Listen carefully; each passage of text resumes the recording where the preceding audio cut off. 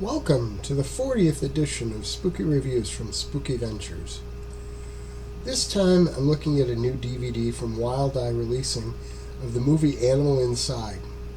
And there aren't a lot of bonus features, although the behind the scenes blooper reel that is included is more of a gag reel, and it's a lot of fun. I wish there was more there. That said, it even includes a real life marriage proposal. You don't get a lot of those as bonus features on a video disc. I think this is one bonus feature that I'll probably watch more than once. It's entertaining, and the rewatchability is kind of unusual for bonus materials. Turning to the actual film, let's lead it off by saying that it's a werewolf movie. Now, I haven't done an actual survey, but I think that if you were to look down the list of movies done over the years, there are probably a lot less werewolf movies than there are vampire movies. A lot of that, if true, might be due to the fact that werewolf makeup and effects are a lot more involved than vampire ones are. At least at their most basic, some people have done some pretty involved vampire effects over the years. Now, in a twist from your typical werewolf movie, the cursed one who transforms is a young woman.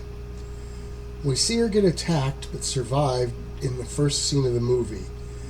From that opening, it jumps ahead 3 weeks, and she is just trying to get her life back together in a new town, not knowing what new horror awaits her in a matter of days. Now, this is an indie film, and I think a fairly low-budget one at that. If you get turned off by movies that look a little less polished than higher-budget stuff, you might want to avoid this film. But I think that would be your loss, because this movie is really a lot of fun. And those things are not an issue as far as I'm concerned. I think the biggest thing for me was the sound that just seems to be less than perfect. I mean, I noticed it, but it didn't distract at all. Now, with those detriments out of the way, let's look at what this film has going for it. First, there are some great characters here.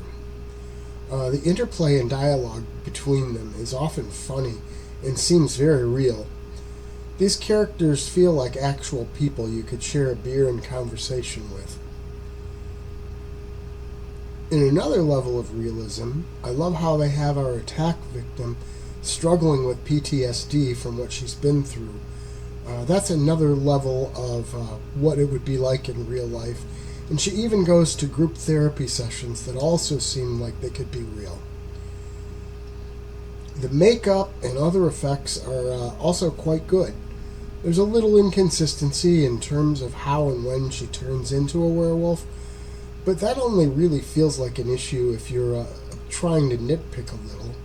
If you like reviews to be spoiler-free now, you might want to not continue here, because I'll have a little bit of a spoiler coming up. Not a huge thing, but...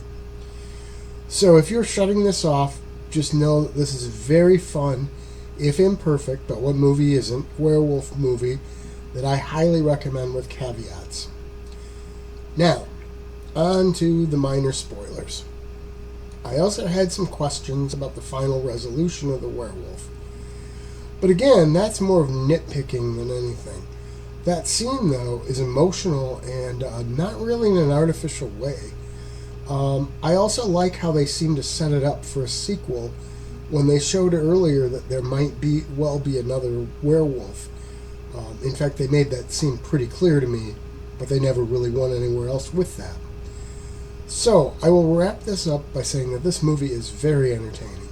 I literally laughed out loud at some of the intentionally funny lines, and I really felt like I knew the characters. Sure, it's a low-budget flick, but these people really know how to make a good werewolf movie despite those limitations. Spooky Ventures is the home for spooky content and spooky merchandise on the web. Check it out today at spookyventures.com.